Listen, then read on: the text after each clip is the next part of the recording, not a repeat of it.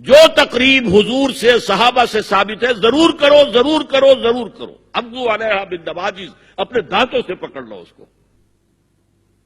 اور جو تقریب ثابت نہیں حضور سے اور صحابہ سے، یقیناً یہ کہیں باہر سے آئی ہے. یا تو ہمارا خاندانی ہم پس منظر جو ہے اکثر تو ہندوؤں سے مسلمان ہوئے.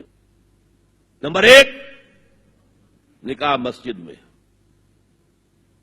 حدیث موجود ہے، ترمذی شریف کی روایت، اعلنوا ھذا النکاح واجعلوہ فی المساجد. نکاح کا اعلان عام کیا کرو، مسجدوں میں منعقد کیا کرو. میں حیران ہوتا ہوں کیوں نہیں علماء کرام نے اس کی طرف توجہ دلائی. عیسائیوں نے آج تک اپنے چرچ کی اور اپنے پادری کی عزت یہ رکھی ہے کہ شہزادے اور شہزادی کی شادی ہوگی وہ بھی پادری چرچ میں آئیں گے. نمبر 2، نکاح کے موقع پر کوئی دعوت طعام نہیں، کوئی ثابت نہیں. دعوت طعام صرف ایک ہے، وہ ولیمہ ہے. اور اس قدر معقول بات ہے، سب باپ اپنے سینوں پر ہاتھ رکھ کر سوچیں اور میری بات سنیں. کیا بیٹی کو گھر سے رخصت کرنے کا وقت جو ہے وہ خوشی کا وقت ہوتا ہے؟ خوشی نہیں ہے وہاں، صرف یہ ہوتا ہے اے سائی آف ریلیف کہ ایک ذمہ داری کا بوجھ تھا، اللہ نے آج پورا کرا دیا، اتروا دیا بوجھ. تو ان سے مرغ پلاؤ کھانا اور متنجن کھانا کوئی معقول بات نہیں ہے. معقول بات کیا ہے؟ لڑکا اس کا گھر آباد ہوا ہے وہ ولیمہ کرے، اس پر باقاعدہ احادیث اولبوا ولو بشاۃ، ولیمہ ضرور کرو چاہے ایک ہی بکری ہو تمہارے پاس. ذبح کرو، کاٹو، کھلاؤ گوشت اپنے دوستوں کو، احباب کو. یہاں تک کہا کہ بئس الطعام طعام الولیمہ، برا کھانا ہے ولیمے کا کہ اس میں غریبوں کو نہیں بلایا جاتا. ظاہر بات ہے مسلی کھلانے کے لیے تو ولیمہ نہیں ہوتا، اپنے احباب کو، دوستوں کو بلایا جاتا ہے. پھر بھی میں تم سے کہتا ہوں کہ جسے ولیمے کے لیے بلایا جائے وہ اگر نہیں جائے گا تو اللہ اور اس کے رسول کے حکم کی نافرمانی کرے. تو جس رسول نے اتنی تفصیل سے حکم دیا ہو ایک دعوت کا، وہ دوسری دعوت میں بھی خیر ہوتا میں بیان کرتا. جب نکاح مسجد میں اور کوئی دعوت طعام نہیں تو بارات کا تصور خلاص. بارات کس بلا کا نام ہے؟ قرآن میں تو کوئی ذکر ہی نہیں، عربی میں یہ لفظ ہی نہیں. اجتماع طرفین مسجد میں ہوا، نکاح ہوا. لڑکی کو، حضرت فاطمہ کو رضی اللہ تعالی عنہا، کچھ خواتین جا کر چھوڑ آئی تھی اس حجرے میں جو ایک انصاری صحابی نے حضرت علی کو دیا تھا. ان کا تو کوئی گھر بھی نہیں تھا. کوئی حضرت علی آئے ہوں اور آ کر وداع کرا کے لے کے گئے ہوں. چوتھی چیز، جہیز کا کوئی تصور اسلام میں نہیں. خالص ہندوانہ رسم، خالص ہندوانہ رسم، خالص ہندوانہ رسم. ہندوؤں میں کیوں ہے؟ وہ اس لیے ہے، معقول بات ہے کہ لڑکی کا وراثت میں کوئی حصہ ہی نہیں.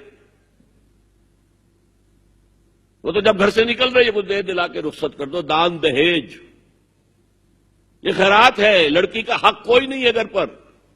اسلام میں تو لڑکی وارث ہے. والد فوت ہوں گے، وراثت تقسیم ہوگی. والدہ فوت ہوگی، کوئی ان کی ہے ملکیت، وہ تقسیم ہوگی. شادی کے موقع پر کوئی جہیز اسلام میں نہیں، قطعاً نہیں. غلطی سے حضرت فاطمہ کے جہیز کو جہیز کہہ دیا گیا. وہ جہیز کیا تھا؟ ایک پیسہ بھی حضور کے اپنی جیب سے نہیں تھا.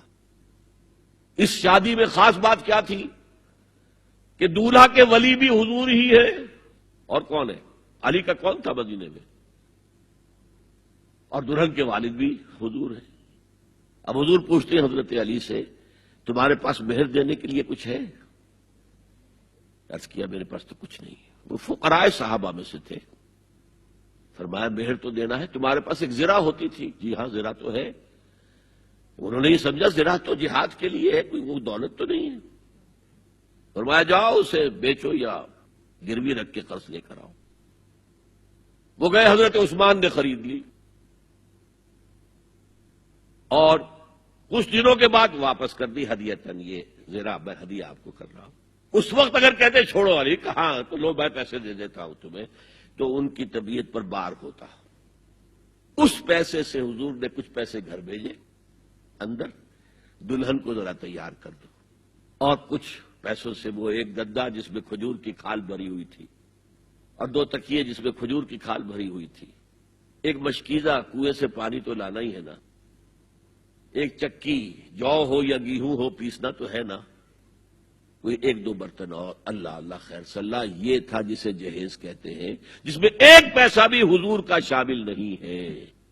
وہ حضرت فاطمہ کا مہر تھا جس سے بنایا گیا، ورنہ مدینے ہی میں دوسری آپ کی صاحبزادی کا نکاح حضرت عثمان سے بھی ہوا، کہیں ذکر ہے جہیز کا؟ حضرت عثمان کا گھر بھرا ہوا، ہر چیزیں موجود، وہاں تو جہیز کا تذکرہ نہیں۔ بہرحال یہ شادی کو آسان کرو، زنا کو مشکل بناؤ۔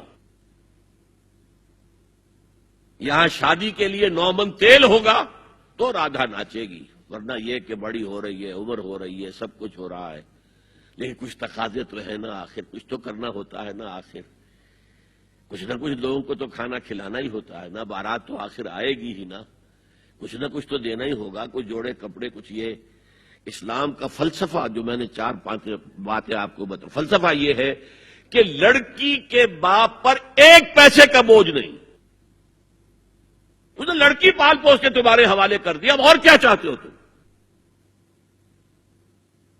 سارا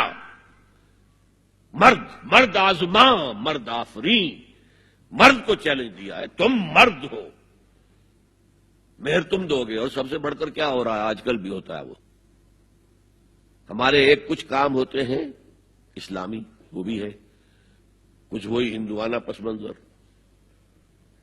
نکاح کی محفل میں چھوارے کون لے کے آتا ہے؟ لڑکے والے، اور پلاؤ کن سے کھاتے ہیں؟ بھائی جس وقت تمہیں مرغ پلاؤ کھلا رہا ہے وہ چھوارے نہیں بانٹ سکتا تھا؟